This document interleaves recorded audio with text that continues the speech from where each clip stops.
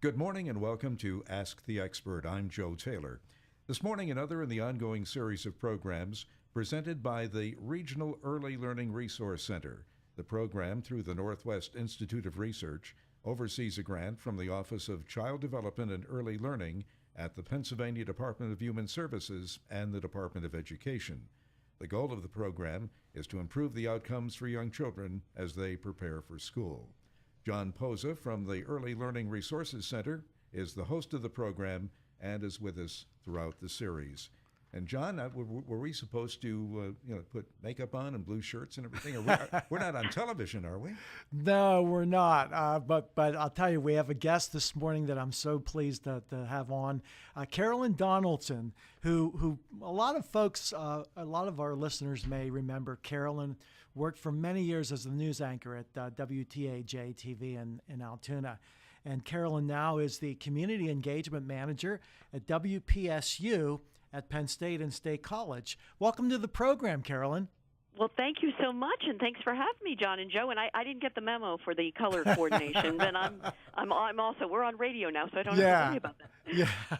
Well, Carolyn, you do so much at PSU, and you get out into the communities. There's a lot of exciting things going on with WPSU, and a real concerted effort in the way of outreach to get into the communities that WPSU serves to find out what their wants and needs are. Isn't that correct?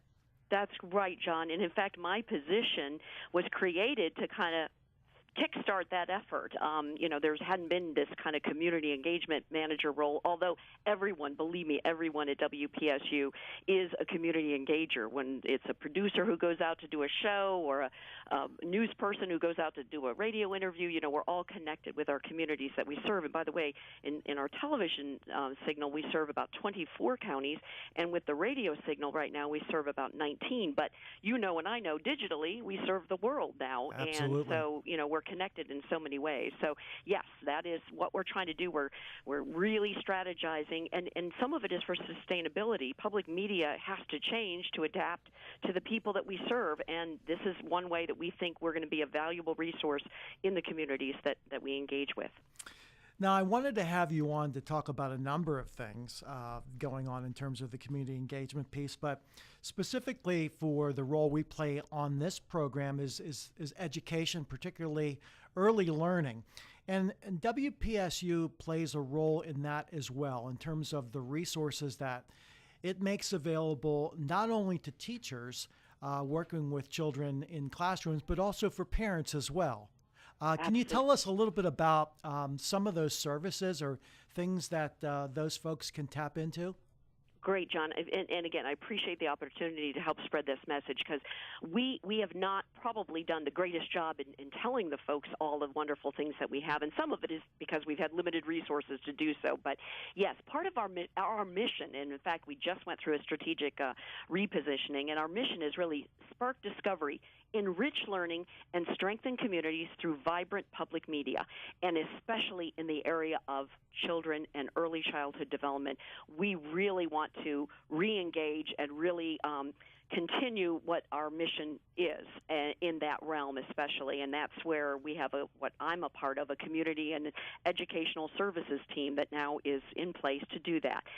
One of the greatest things that we're tied in with is we're part of the PBS family. We're part of this national network of great public media stations that build content and provide content to parents, to educators, and to kids, most importantly. And we have found that we are one of the, it's proven by many, many research projects that we are rated as the most educational media brand out there for children's programming. That is, the PBS Kids programs that you can watch on air and online now and on your iPads and on your tablets and your phones, parents. So that's one of our greatest resources. And through that, we are able to to show and have a library, hundreds of thousands of video assets and radio and learning tools and lesson plans that we can provide to teachers out there. We have free access to everyone. Parents can access this, and the kids themselves have access to be able to build all sorts of great tools for their learning and their exploration. And that's all done through us, but we're just part of a huge, big network that gets to have that happen. As a television professional, I'd like to ask you this question. There's been so much coverage, deservedly so, of the 50th anniversary of Mr. Rogers' Neighborhood. In your opinion, as a TV pro, would a slow-paced, tender, loving show like Mr. Rogers even make it to the air today on television?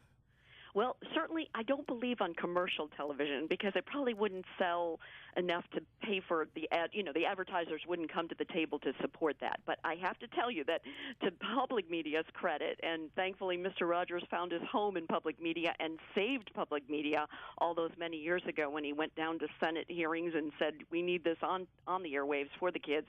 It's exactly what our kids need, It's kind of the antithesis of what maybe all these kids are being bombarded with, but thankfully we have the legacy of Mr. Rogers with our PBS program like, Daniel Tiger's Neighborhood and, the different programs that are out there that kind of carry on through the Fred Rogers Foundation. But yes, I agree, Joe.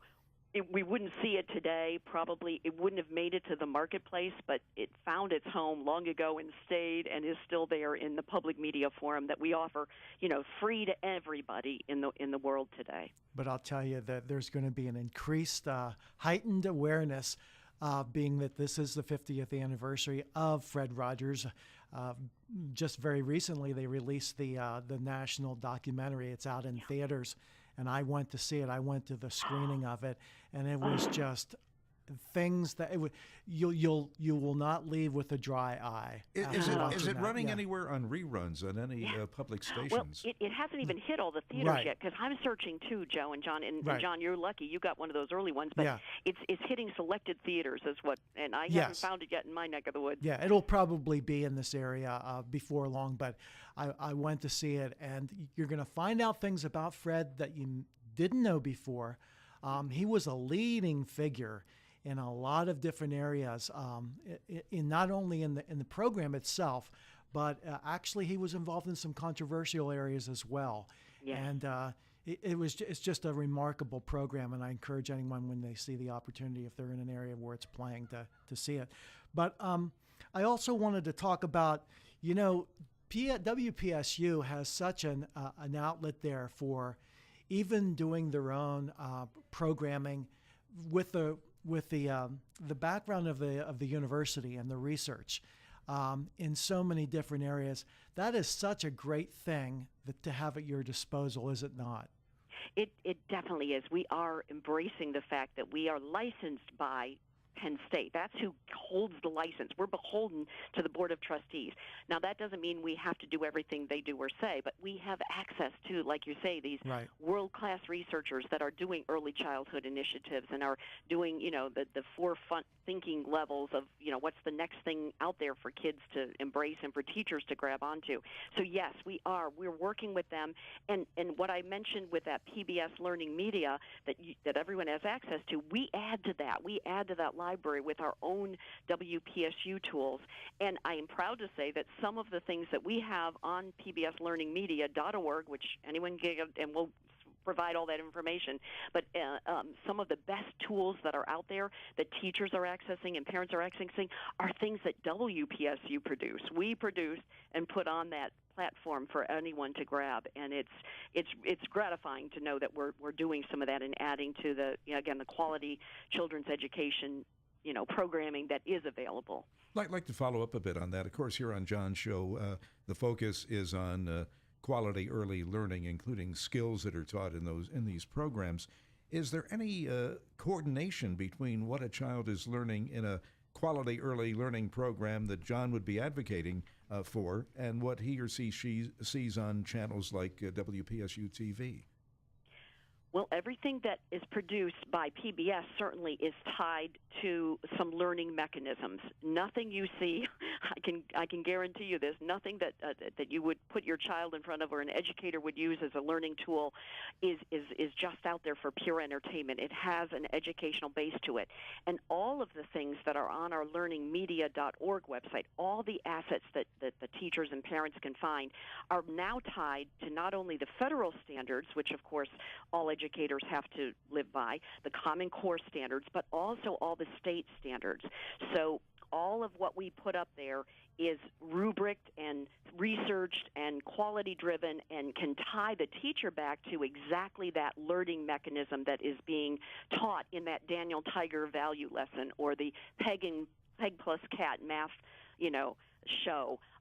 It's all fun and it's entertaining, but it's infotaining for the kids, and it's definitely teaching these kids. And it's shown by research. I can tell you that one of the most recent studies that was done, let me see if I can find the right statistic, that it's number one in educational media brand, and it is proven that children that learn through some of these PBS shows succeed over and above other students in math and reading, especially when they are tested, because they've been exposed early.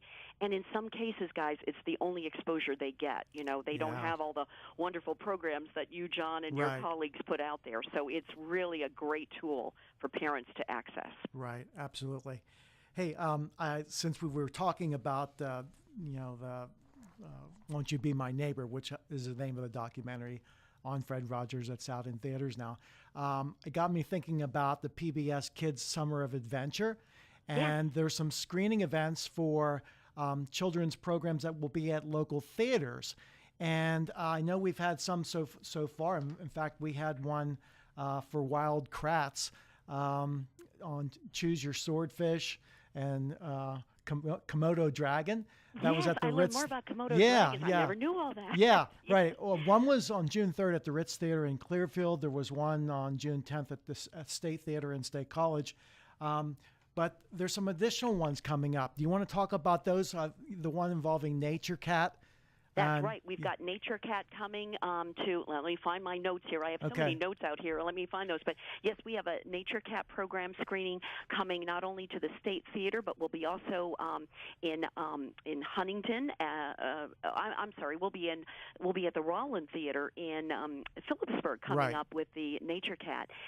We also have a lot of our characters coming to area libraries. So I can tell you that the best resource to do is to head to our website at WPSU.org, and all of our Summer of Adventure in person, in libraries, in theaters, where we'll be and the dates will be there are all found there at a glance. We've even got Katerina Kitty Cat, one of Daniel Tiger's good friends, coming to the People's Choice Arts Festival in central Pennsylvania here coming up. So, yes, we have the screenings that are free.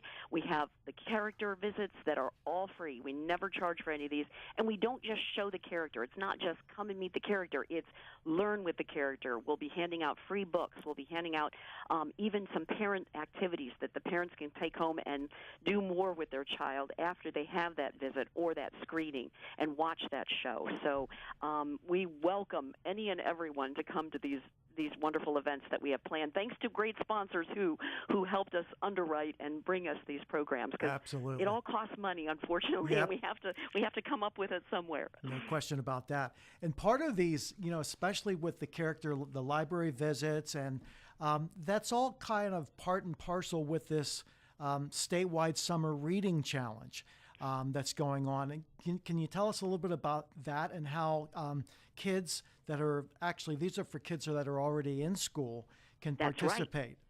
That's right. We started this in partner with all of the television stations across Pennsylvania, and the best way to find out is if you're, check with your local public media station to find out, where you can get it. Normally, all these forms are available online, but we're well underway. It continues through July 31st, and what we're asking is K through fifth graders is kind of the program we're gearing at. We have different age categories, and we're asking basically to read with or have the child read, if they're able to by themselves, at least 15 to 20 minutes of log time. It can be a day, it can be a week, and keep track of that. And then in addition, because we're a PBS station, we're asking the younger kids to read at least one PBS-related book, like Clifford or Cat in the Hat or Daniel Tiger book. And then the older kids, fourth and fifth graders, in addition to reading, we're asking them to watch just one episode of one of our great PBS shows like Nature or Nova or The American Experience this month.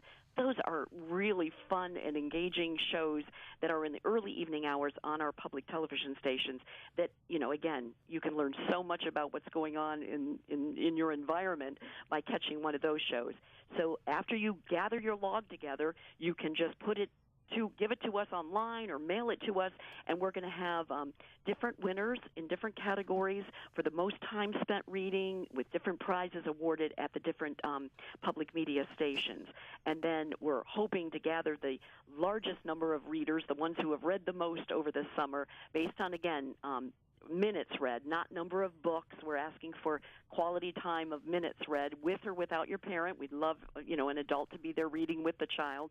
Then we'll offer, we're going to try to gather in our different places and have some special celebrations in the fall. So this is a brand new initiative that we're doing statewide.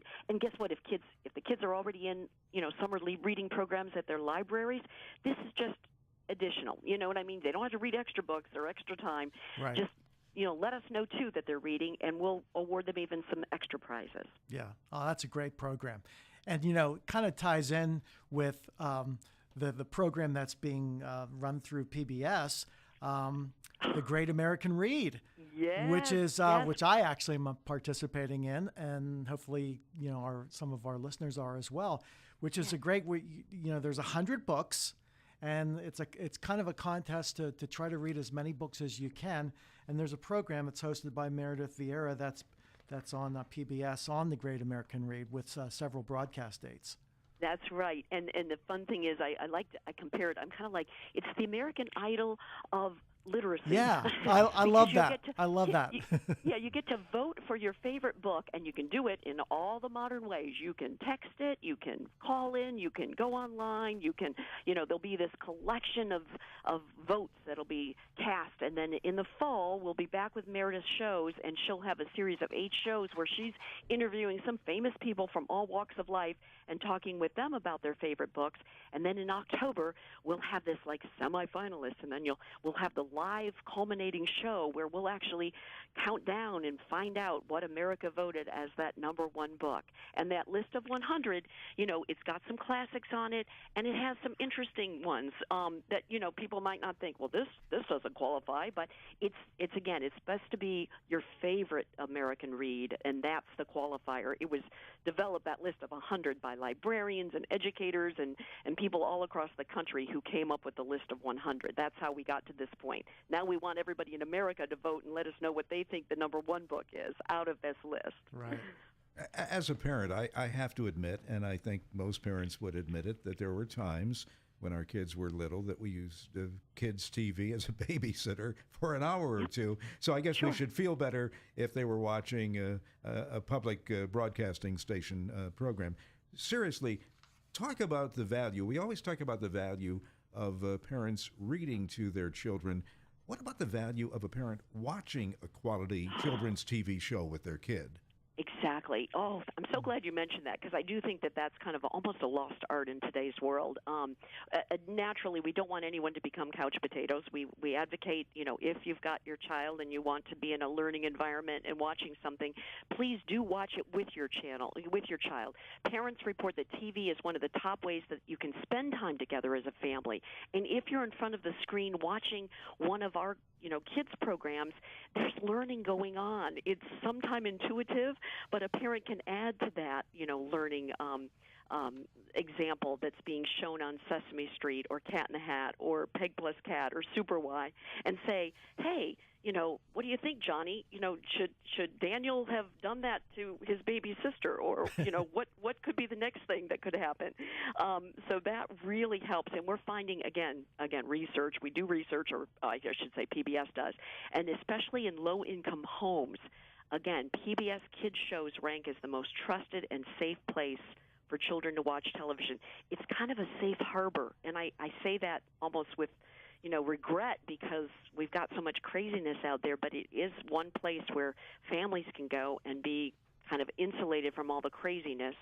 And there are difficult issues that are touched on. Like you said, Mr. Rogers, in his day, tackled some pretty heavy-duty issues that were controversial, but it's done in a way that can be uplifting and educational, and you come away learning a little more about maybe perhaps a controversial issue and how, kids and adults think about that.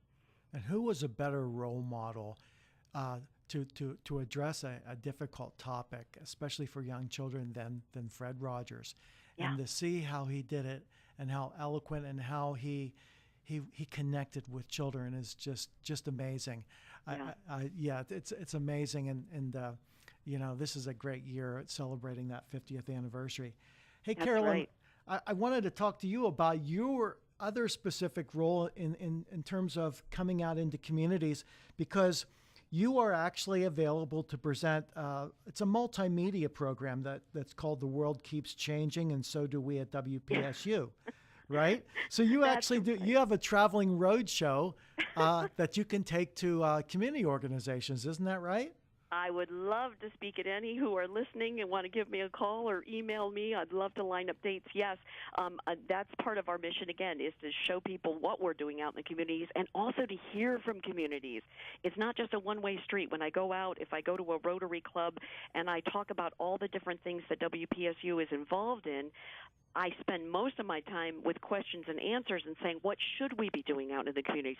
What voices aren't being heard? What stories aren't being told? And we can't do them all. We have limited resources, but we're trying to find out what we need to be doing, what issues. I'll cite one. We're in a statewide opioid crisis. We know right. that. It's a national crisis, but here in Pennsylvania, it's hitting home. And we, as WPSU, with our sister stations across Pennsylvania, are developing specific programming and some community listening sessions, and we're really trying to get to some stories that aren't being told about this crisis and get to the next steps and to coordinate, how people get help and destigmatize what opioid, intervention's like and who it affects, because it affected me. It's affected my family. It's affected many families from all walks of life. So back to my road show, I go out in the communities and can say, safely, what aren't we doing? What could we be doing? What should we be doing? What's the next thing that needs to happen that isn't being covered in your community? And perhaps we can help tell that story. And again, we're digital. We're not just radio. We're not just TV. Now we're all connected, like we are in this program, digitally Exactly. with the whole universe almost. And we can express those stories in many different platforms and in different ways. And that's cool about technology, that we can reach just about everybody in some way today. It's changed so much, hasn't it, with digital media and the accessibility and the reach, and Yes. that's what's so great. And of course, WPSU has all of those resources, and that's why I encourage our listeners to tap in. I mean, go to the WPSU website, and you'll be amazed at the wealth of resources that are there. And if you're interested in having Carolyn come to your community, she is welcome to do that. Hey, Carolyn, we have only 1 minute left. So that's been fast. I know, it went fast. So tell us, what are your hopes and dreams as you continue with WPSU? Well, continue to make a difference in our communities. Our emphasis, again, primarily right now in what I'm dealing with most is early childhood and childhood learning and connecting families with learning tools for growth of children. That's our future. Yeah. And you get to do that every day, and we're trying to help spread that message too. We welcome people. We'd love members to join us, and if they can financially help us, that really helps because that furthers our mission. But we want everybody to be touched by what we're doing out there, and we welcome everybody to at least check us out some way. Yeah. Thank you so much.